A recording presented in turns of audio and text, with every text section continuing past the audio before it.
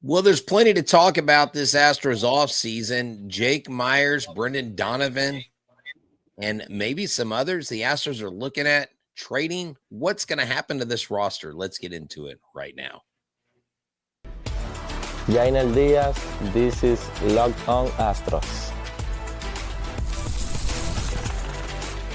Hello and welcome to Locked On Astros, your daily Astros podcast. Here are your hosts, Eric the Man Huysman and Brett H-Town Wheelhouse Chansey.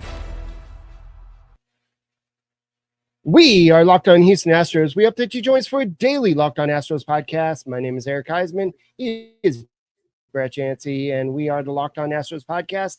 Thank you for making us your first listen, whether it's on Apple, Odyssey, Spotify, wherever you listen to your podcast. We are part of the number one podcasting network out there. That's Locked On. And thank you for becoming an everydayer. Somebody who listens to our podcast every day. Go ahead and subscribe to us on YouTube and help us get to 20,000 subscribers. That's a goal of ours for this next season. And today's episode is brought to you by Game Time. Download Game Time app, create an account, and use the code LOCKEDONMLB for $20 off your first purchase. So we got a lot to talk about. Brett kind of summarized it, but there's been a lot of talk about Jake Meyers after his career season in 2025. His peak trade value could be right now. Is this the best time to trade him, or should the Astros hold on to him? And what is all this Brendan Donovan talk? I mean, they already have a crowded infield as is. Why are you going to add another piece to the puzzle? There's some reasoning behind it. We'll talk about that. And James Hicks, why should you know who James Hicks is? We'll talk about this and more.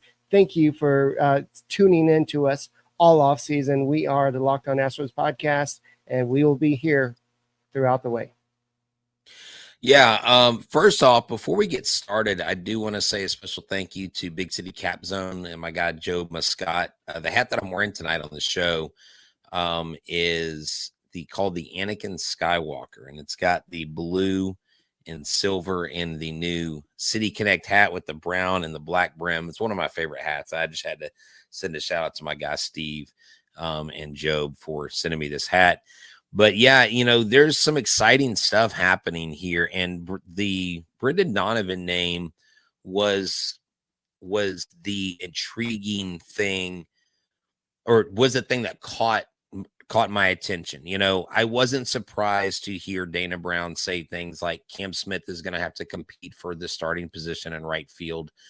He talked about possibly him playing AAA again next year, and so those are things that you kind of expect. But Brendan Donovan is someone that I think the Astros have been interested in the past, and he plays second base. He's a left-hander, Eric, and we know someone else that plays second base, Jose Altuve. But we also know that his skills have declined enough for the Astros to go, maybe you should play left field instead of second base. And then they brought in Ramon. I'm not going to say his last name because every time I do, somebody sends me a DM saying I'm mispronouncing it. So Ramon is a guy that would also, be there at second. Mauricio Dubon would play second or could play second. So like you mentioned, Eric, it is a crowded infield. But Brendan Donovan makes sense to me. He seems like a guy that could fill in well. I just wonder what place Isak Paredes is going to go. So is Jake Meyers the trade piece for a Brendan Donovan? No, I don't think that the two are related at all. I think the Cardinals are looking to rebuild. So let's go and focus on Jake Meyers first, then we'll get to Brendan Donovan in a second. But Jake Meyers over the weekend, I know that Tanner Rome kind of hinted at it, but according to Matt Gelb with the Phillies, he's a beat writer over there, he said Meyers, considered a strong defender, does not hit for power, but he could be a decent alternative to Harrison Bader. If he lands elsewhere, Houston is fielding calls on Meyers. So the key word there is that Houston is taking calls on Jake Meyers. Jake Meyers had a career season last year. We know that he's kind of battled injuries throughout his whole career. And when James Click left, it was Jake Meyers who kind of brought up the whole return to play question marks because he came back a little too early and then was not ready to play. But this past season, yes, he's not going to hit a lot of home runs, but he batted .292 with 3 home runs, had 16 stolen bases, scored 53 runs, had a .354 OPS on base percentage, a .727 OPS with a OPS plus of 103. So he is let's just say a slightly above average outfielder at this point. I know his WAR was 2.4, so his trade value is probably the highest that it's going to be at this point. He has 2 years of control left, and I believe that his arbitration number is a reasonable, 3.5 million. So, 3.5 million. So he is a valuable asset to another team. I don't think a team like the Cardinals would want him because they're trying to get younger, but another team like the Phillies, another playoff contender that wants that elite defender, because I know we've brought up many times that he doesn't have the strongest arm, but he can go out there and pick it in center field. Yeah, definitely. No, you're right. And Brendan Donovan and Jake Meyers, I got my wires crossed on that. It is the Phillies, obviously.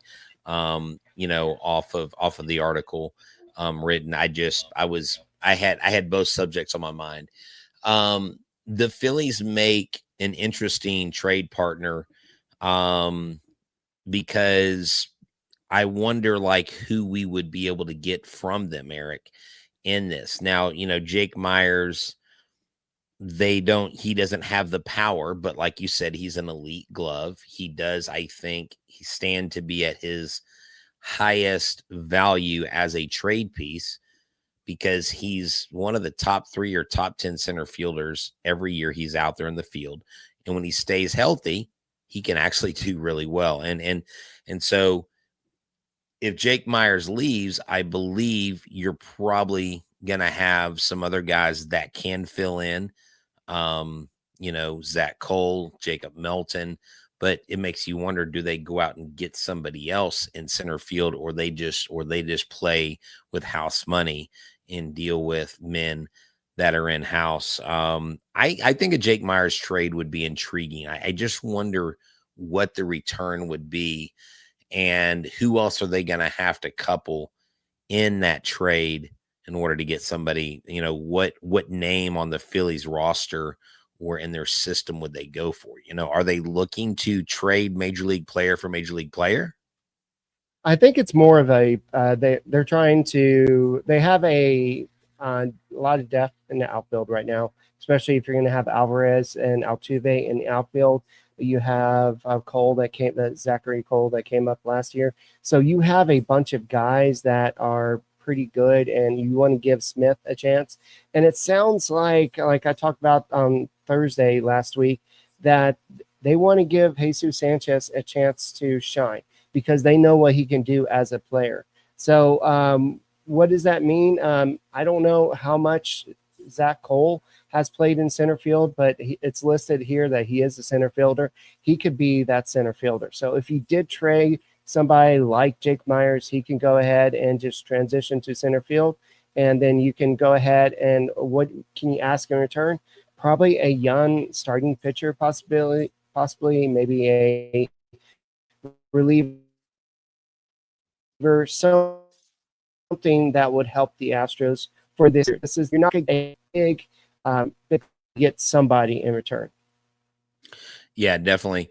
You know what, Eric? Let's go ahead and go to our first break, FanDuel, and then we'll come back and talk more about Brendan Donovan as I kind of jumped ship a little bit in that first segment. So let's go ahead and grab FanDuel, and we'll talk Brendan Donovan after this. Okay, guys, thank you for making Locked On Astros podcast your first listen every day. Hey there, this is Sean Wellhouse here for our friends at FanDuel. FanDuel is the number one sports betting partner, the official sports betting partner of the NBA. The NBA is back, and if you've been paying attention to the Rockets, oh my gosh, these guys absolutely are cooking up something nice. Imagine if they add a point guard this season before the trade deadline. That would be something great. Well, even if you miss the start of the game or you want to ride the hot hand, FanDuel has live bets from everything from who will score next to the fourth quarter comebacks. And if you watch that game versus the Bucks, it was amazing. You can even combine live bets into same game parlays for a shot at a bigger payout. It keeps every game exciting, especially when your team's making that late push. So right now, FanDuel is giving new customers $300 in bonus bets when your first $5 bet wins.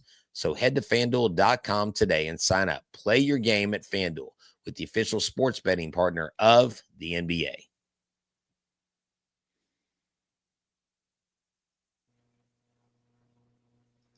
Hey guys, thank you for making Locked On Astros podcast your first listen every day, whether it's on YouTube. Go and subscribe to us. Go and make us first listen. Apple, Odyssey, Spotify, wherever you listen to your podcast, go and check us out.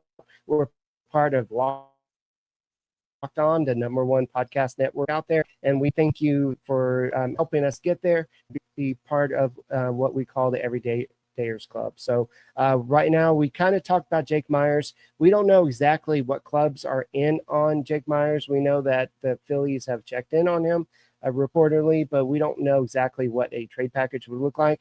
We do know that the Astros are definitely weak in terms of starting pitchers. We'll talk about in the third segment James Hicks, who's somebody that could possibly help the Astros possibly in 2026. But for right now, let's go ahead and focus on Brendan Donovan, because I know you shared some of your thoughts.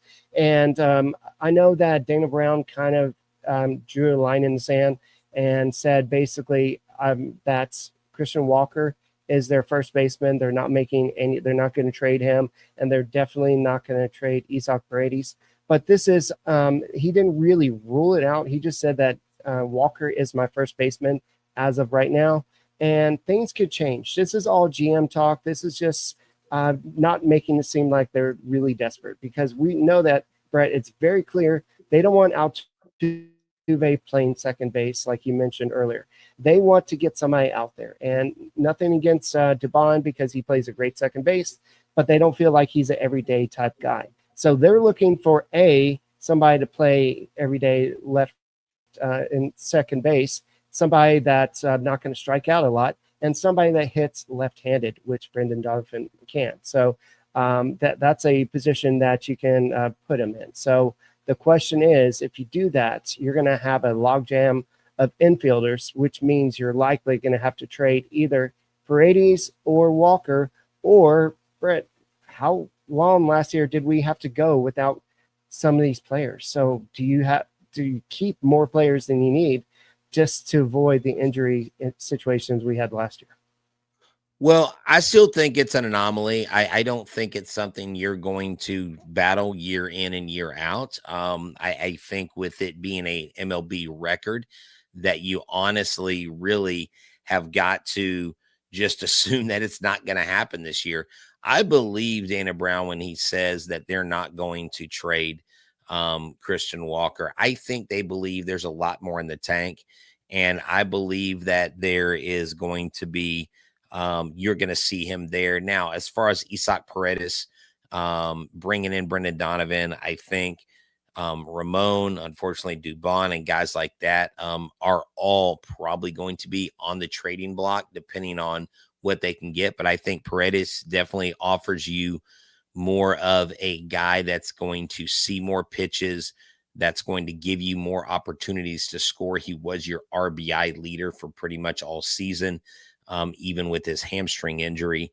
The only concern I have with Paredes coming back is he didn't have surgery on his hamstring, and you wonder if that hamstring is going to hold up in 2026. Now, on the left side of the field, you have Carlos Correa, who is oft injured. And so, someone like Dubon can fill in there. That won't be a problem.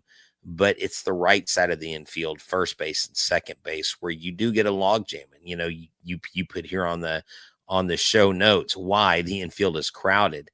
Look, they've got a plan. They're not going to just have all these players that are unnecessarily on the roster and not be able to use them and utilize them. I'm pretty sure Dana Brown and Jim Crane and the guys are playing 3D chess right now, where most of us, no offense, are probably playing checkers. And I have to be careful when I listen to these things. The reason why I say this, because I think our viewers and our listeners tend to do this too. You want to take someone at their word. You want to believe the GM, and when he says we're not trading this guy. We know in sports that doesn't always mean that's what's happening. But are you a better team with him or without him? And it's just one of those things where I don't know what the line of thinking is with that crowded infield. It can't be because they're quote unquote waiting on, more injuries to occur. Because again, my point being, I don't think you're going to see that many injuries again a second year in a row. I think it's more of an anomaly. And last year, there were a lot of teams that dealt with a lot of injuries too. Yeah.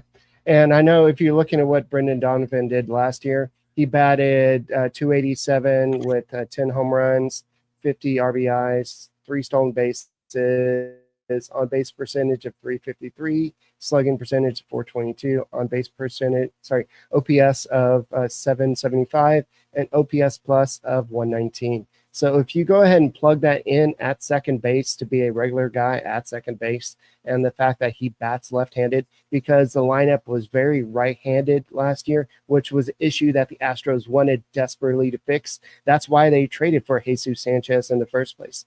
They wanted to have an answer to trading Kyle Tucker. So that's the issue there. So he had a 2.7 WAR.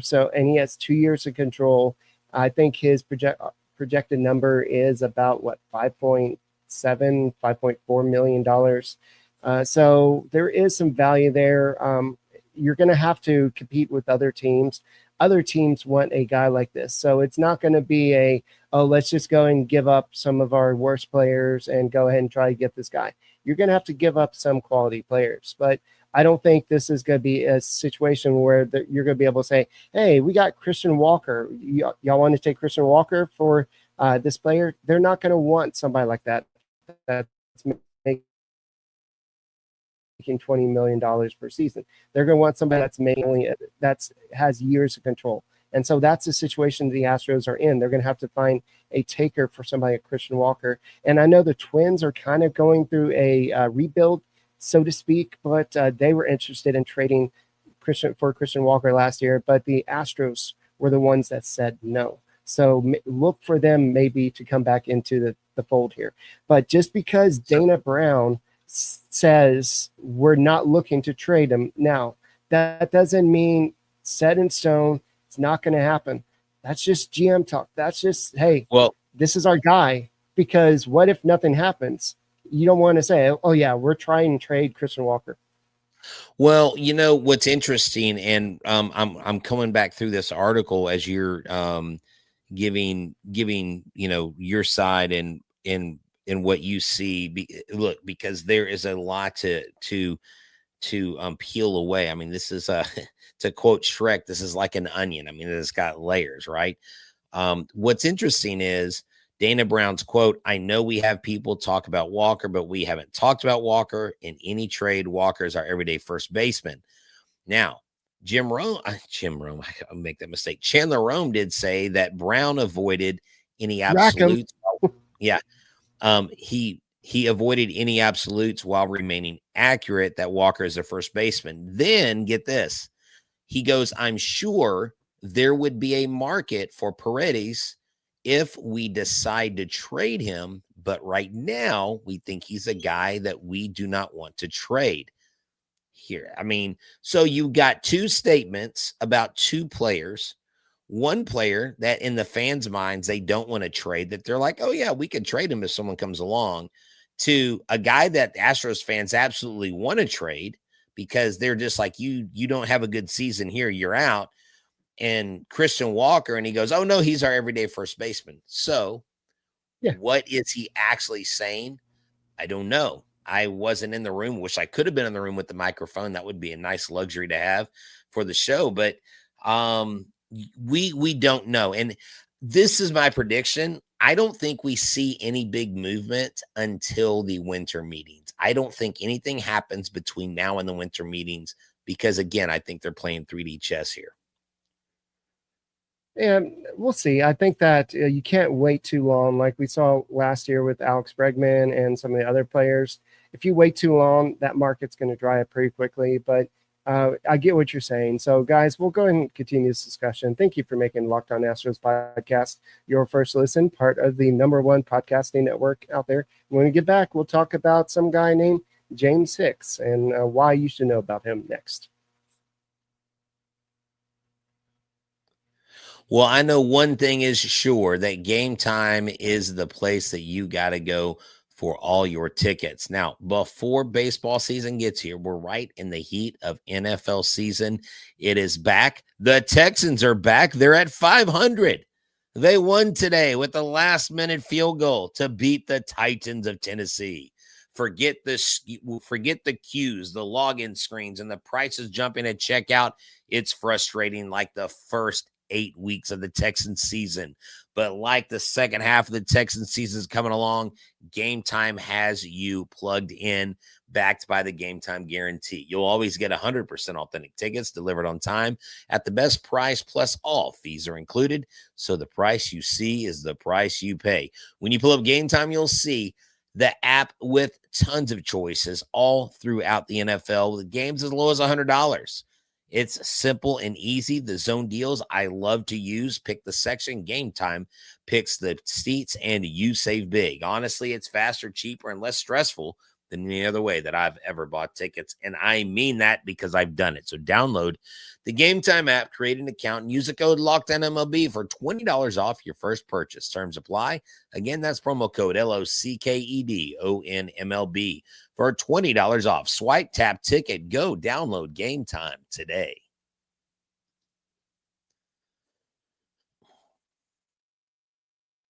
Hey guys, thank you for making Locked On Astros podcast your first listen. Go and subscribe to us on YouTube. We're trying to get to 20,000 subscribers, but first we got to get to 16,000 subscribers.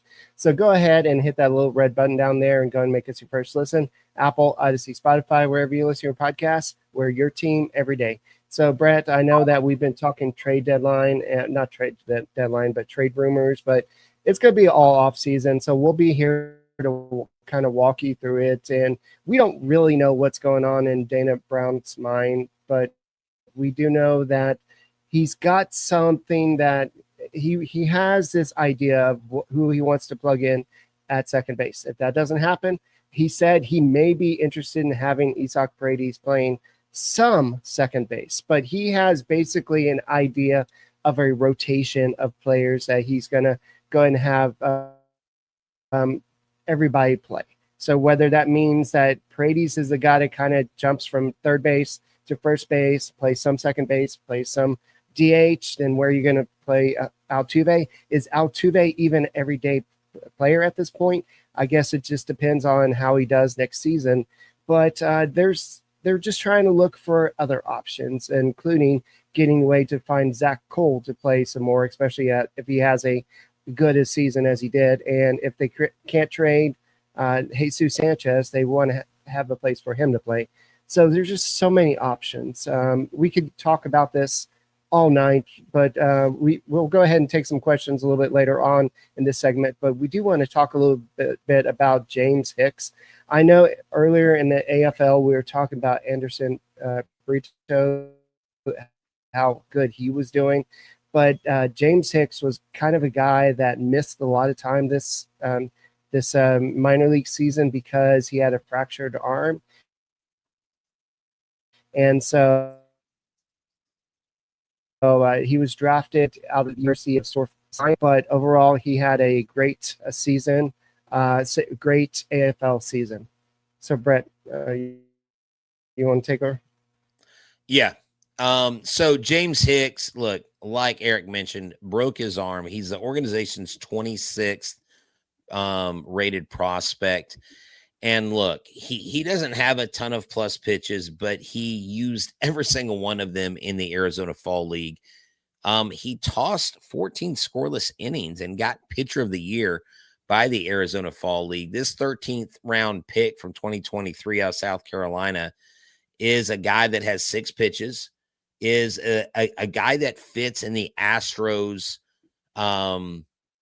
he is right in their wheelhouse. No pun intended.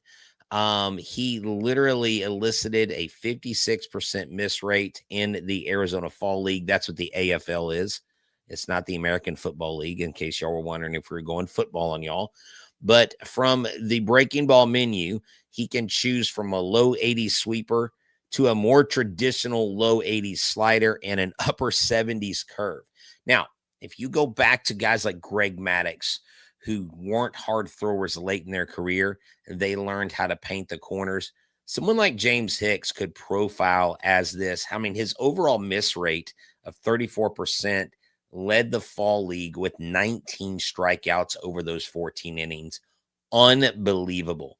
This is a guy, Eric, that I think is going to factor in more than likely sooner rather than later with the Houston Astros rotation.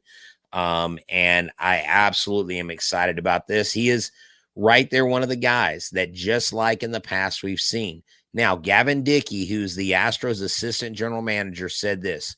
James has done a tremendous job over the last year plus of continuing to develop quality secondary pitches.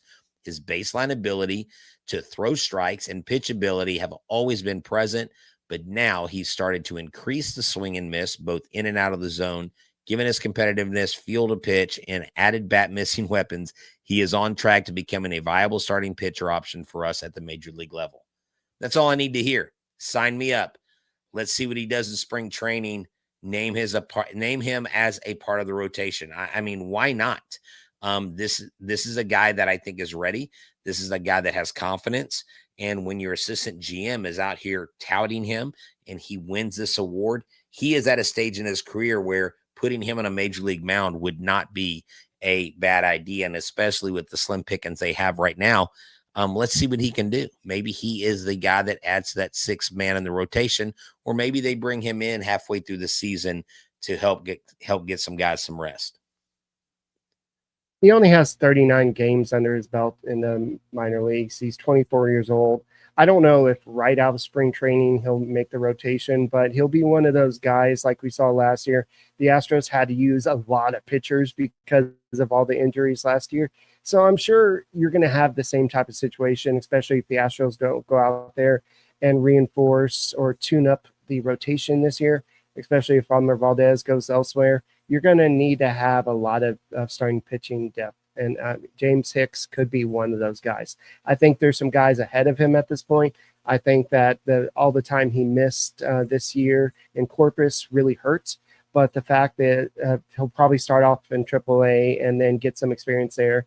And then down the line, he'll become an option. They'll see what he does in AAA. But I agree with you. This is a guy to be excited about even in limited time this year. He had 46 strikeouts and 46 innings pitched. His ERA was not great, 5.59 ERA, but he shows that he can be a potential option down the road. So I think he's got some room to grow, but the fact that he did what he did in AFL, I think that definitely opened the Astros' eyes a little bit.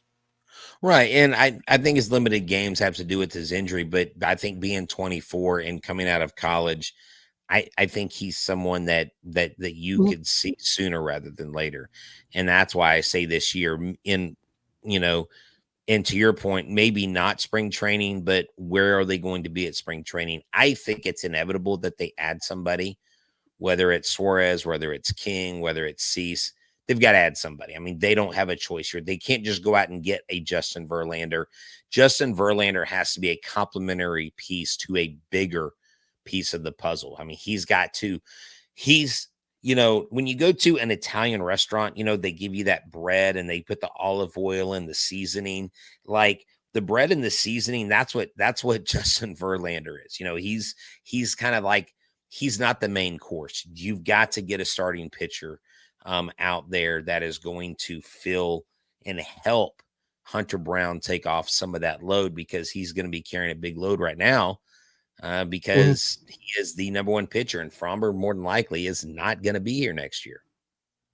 Yeah, I know. We'll go ahead and talk a little bit more about Justin Verlander, because there was some I don't know if it was news, but some rumors over the weekend from Bob Nightingale about Justin Verlander. So we're going to talk about that on tomorrow's show. There's also some updates to some players' health, including Spencer Getty. We'll go and talk about in tomorrow's show. But something I did see on MLB trade rumors, they did it was a nice little breakdown about I guess it was of all the 30 teams, which teams would be which would be the most desirable location to be traded to. And the Astros were number 11 on that list. And there's a lot of things that had going for them. One of the things that they did not have going for them is a lot of flexibility in terms of salary, because they don't have a lot of room before they get to that luxury tax threshold. And their minor league system, it's still ranked at 27th in baseball, but they still had a lot of good things to say about the Houston Astros. So I think that a lot of people across baseball still believe in the Houston Astros. I believe Astros fans still believe in Houston Astros. And with the right moves, Brett, I think that the Astros still could be a contender for the playoffs. Now, with the right moves, they can potentially go back to the World Series, but they're going to have to really pick the right players. And like you said, you can't just get the bread. You got to get the main courses this off season and get the right ones, not just the bargain bin basement type of guys. Yeah, sorry. I had an amazing Italian dinner this weekend in Galveston. I was just thinking about it because it was that good. So that's why I use that analogy. So, without further ado, this has been a good analogy.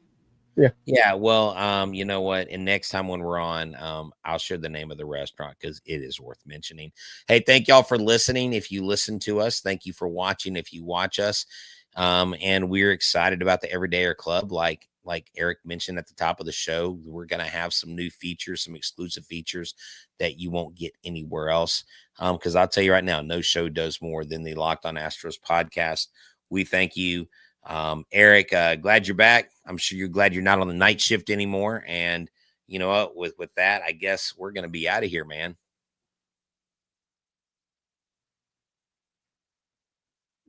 All right, guys, go Stros. We'll see you tomorrow.